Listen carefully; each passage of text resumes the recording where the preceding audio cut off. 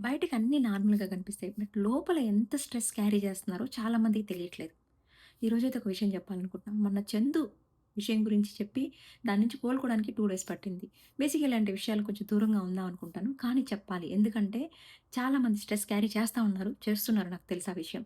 రీసెంట్‌గా ఎన్ని చూడలేదు. ఏదో ఒక రకంగా కొంతమంది సూసైడ్ జేసుకోవడమో, కొంతమంది బాగాలేక చనిపోవడమో, కొంతమంది కాల్పుల్లో చనిపోవడం, కొంతమంది యాక్సిడెంట్‌లో చనిపోవడమో, ఏదో ఒక రకంగా అయితే మిస్ అవుతున్నాం. ఇప్పుడేమో నితిన్ రెడ్డి. తన ఏజ్ 27. 27 ఏజ్‌కి హార్ట్ అటాక్ వచ్చే ఏజా? సో, ఎంత స్ట్రెస్ క్యారీ చేస్తున్నారో అర్థం చేసుకోండి. స్ట్రెస్ అందరికీ ఉంటది. స్ట్రెస్ ఉండాలి. ఎంత వరకు ఉండాలో అంతే ఉండాలి. ఎక్కువ స్ట్రెస్ తీసుకుంటున్నారు. ఎక్కువ ఓవర్ థింక్ చేస్తున్నారు. ఇప్పుడు చెట్టంత కొడుకుని కోల్పోయిన తర్వాత వాళ్ళ పేరెంట్స్ ఎంత బాధపడతారు. మనం ఏంటి, తన ఆత్మకి శాంతి కలగాలని మాత్రమే కోరుకోగలం. మిగతాదంతా సఫర్ అయ్యేది వాళ్ళ పేరెంట్సే. బయటికేమో అందరూ స్మైల్ చేస్తా ఉంటారు. నార్మల్‌గా మాట్లాడతారు. ఏం లేకుండా అంటే క్యాజువల్‌గా ఉంటారనమాట. లోపల మాత్రం స్ట్రెస్సు, ఫియరు, ఓవర్ థింకింగ్ ఇవన్నీ పెట్టుకొని క్యారీ చేస్తా ఉంటారు.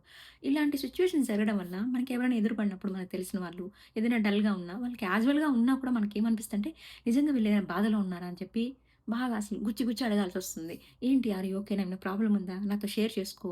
అంటే కంప్లీట్‌గా మనం ఆ ప్రాబ్లమ్‌ని సాల్వ్ చేయకపోవచ్చు. కాకపోతే నేనున్నాననే భరోసా అయితే ఇవ్వచ్చు కదా! సో, అలాంటి సిట్యుయేషన్స్ అయితే ఎదురవుతున్నాయన్నమాట. ప్లీజ్ అందుకే హెల్త్‌ని మాత్రం ఇగ్నోర్ చేయకండి. లైఫ్‌లో సక్సెస్, మనీ, డబ్బు ఏదో ఒక రోజు సెట్ అవుతాయి. బట్ ఒక్కసారి హెల్త్ పాడైపోతే డబ్బులున్నా కూడా మన దగ్గర సెట్ కావనమాట. మీరు చూస్తూనే ఉంటారు చాలా మంది దగ్గర వేల వేల డబ్బులుంటాయి. లక్షల లక్షల డబ్బులుంటాయి.